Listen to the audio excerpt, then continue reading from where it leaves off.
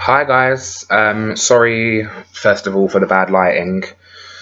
It's kind of like 4:30 here in the UK, and it's starting to get dark and rubbish, so I'm using really bad table lamps as lighting.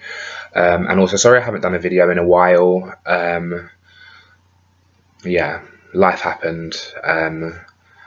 I was busy in the run up to surgery. I've been, busy after surgery, just trying to sort myself out and make a recovery and get used to life, as it is now, quite different. um, I've had quite a few new subscribers since my last video, so hello to all of you, thanks for joining us. All right, so to start off with, I had my surgery on the 8th of January.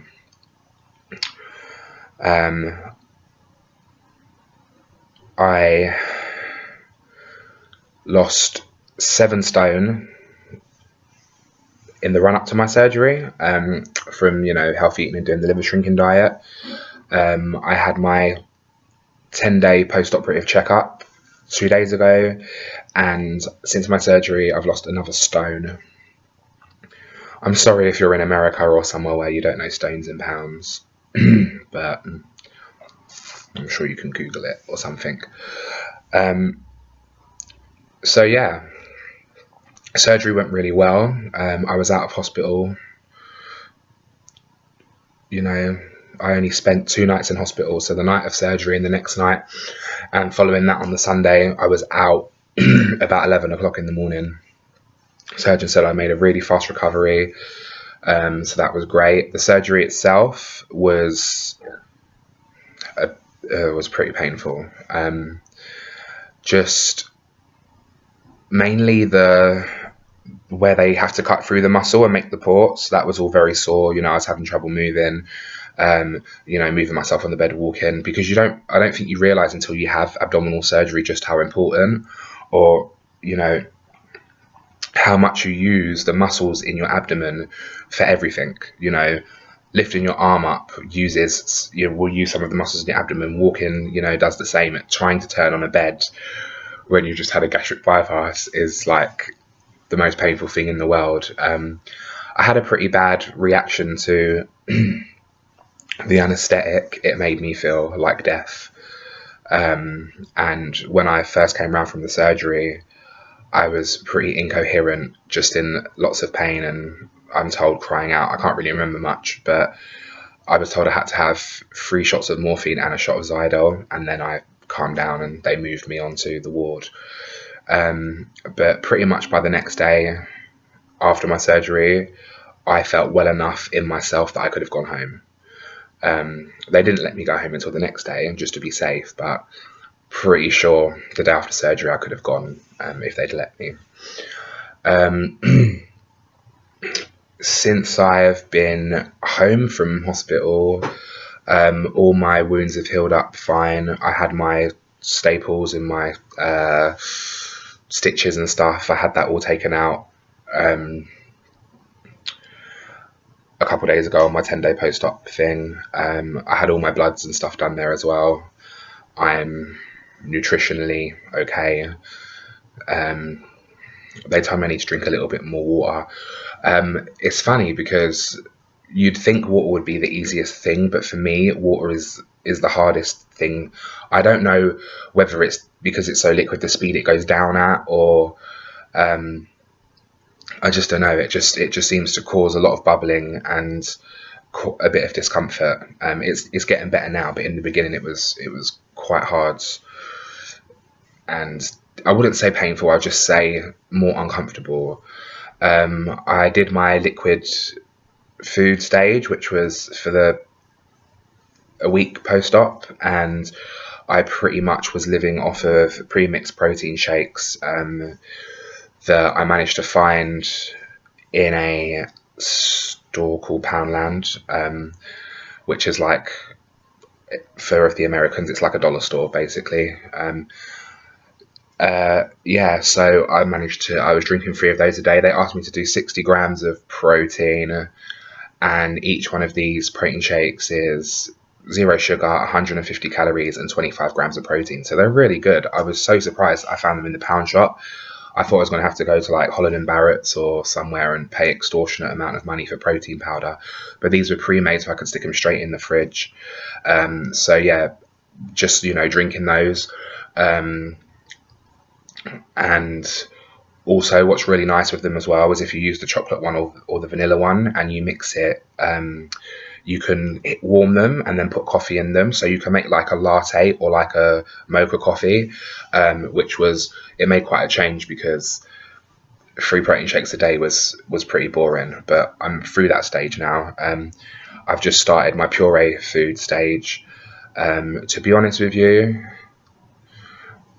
I'm not enjoying eating puree food. I just don't like the consistency of it. I'm trying different things. I'm trying blending different things and different flavors, but it still comes down to that consistency. It's not for me, but I know I need to eat it because, I need to, keep myself healthy and strong.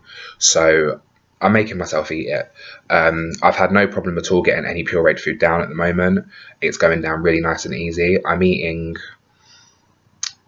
about, a yogurt tub full of food at a time. So the small yogurt tubs, about 80 grams or something like that. Yeah, so that's pretty good.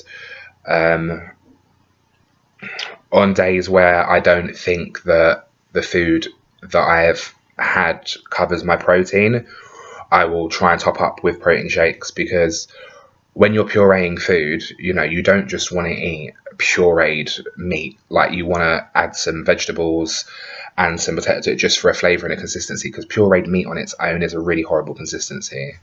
But by doing that, you're taking out carb and adding other stuff. I mean, I'm always going to add vegetables to my puree stuff, because I personally am worried about my vitamin and mineral intake as well. So yeah, I'm probably at the moment struggling a little bit because they have asked me to try push myself to 80, because I didn't have a problem getting the 60 grams down. But I think I'm probably having, a little bit under what I should be having protein wise. But, I'm only on day 2 of my puree food diet. I'm sure it'll get easier to get it down me. Now, the thing that you don't realize when you have the surgery is that you're not going to feel hungry at all. Eating is no longer something you do because you want to do it. Since my surgery, I have not once, thought to myself, oh, I really want a protein shake, or oh, I really want some pureed food. You have to schedule yourself when you're going to eat, and you have to physically make yourself eat it, because it doesn't do to your body what food used to do anymore.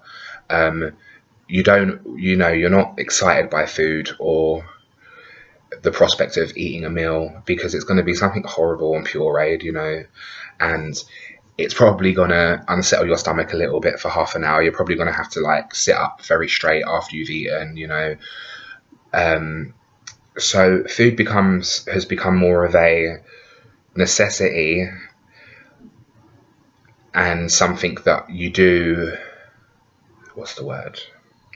to fuel your body. It's not about pleasure anymore. In saying that, sometimes your brain doesn't work with your stomach. So it's really weird. I can be sitting there thinking about food that I really want to eat when I can get off of my, puree food stage diet. But while I'm sitting there thinking of this, my stomach is not telling me that I want to eat it. Obviously, I've got a partner. So I was doing a roast for my partner the other day, just before my post-operative checkup and before I started my puree diet.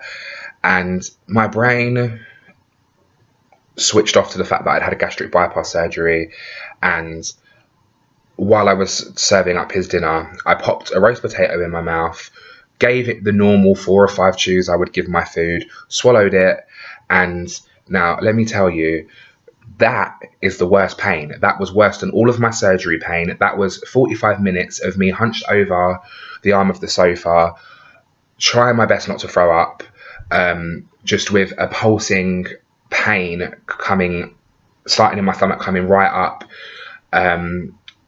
dry, you know, heaving, sweat pouring off me, and just feeling like something was blocking my airway when in fact it was blocking, obviously, sitting in the top of my stomach.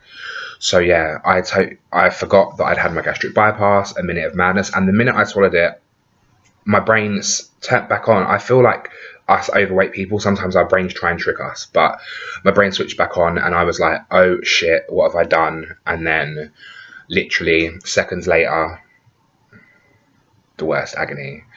So from that experience, even though I did it by accident, I can, you know, any advice to people who are going to have, you know, gastric bypass surgery is really, just really don't eat anything you're not meant to eat until you're ready to eat it, because you can do serious damage. For one, I haven't done any damage, I don't think, because I'm fine.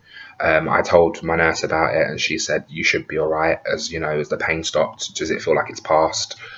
And it does, but the pain, I will never do it again, believe me. I will never ever do it again.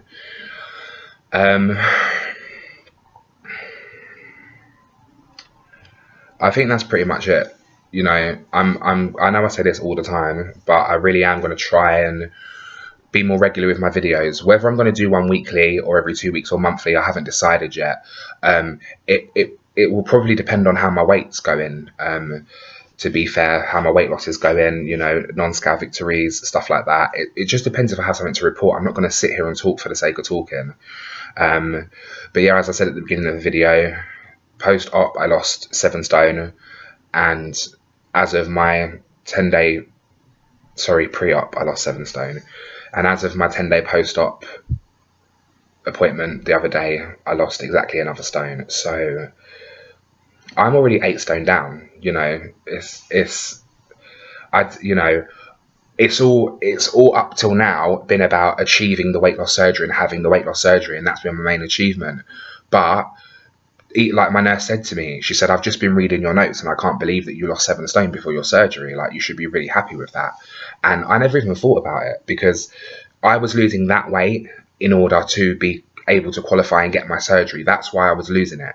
So it didn't even occur to me that it was, you know, a really good thing in general, you know, for my life, for the new life I'm trying to get.